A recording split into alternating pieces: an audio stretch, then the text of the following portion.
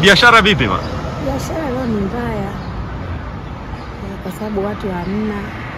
Naamua kujitolea kwa ajili ya maeneo haya, kuna walinzi sehemu yetu ya Magogoni.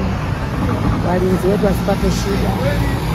Naona na nini kikimbia walinzi tutawapa shida leo. Nikaamua nijitolee tu. Nikaona imekuwa amani tangia asubuhi saa 11 mpaka leo, usalama upo. Kwa hiyo naweza nikaendelea mpaka mchana. Kiona kama hakuna fujo aina yoyote kama nilivyoona kuanzia saa 11. Kwa hiyo ndio hivyo, nimeamua kujitolea mwanamke. Hauogopi kuhusu usalama? Usalama nimeona upo.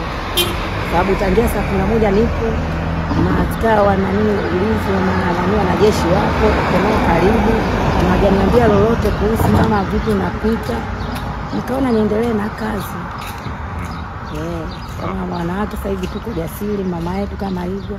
Nimeona kwa ajili ya mama, sio mwanamume kama nitaogopa.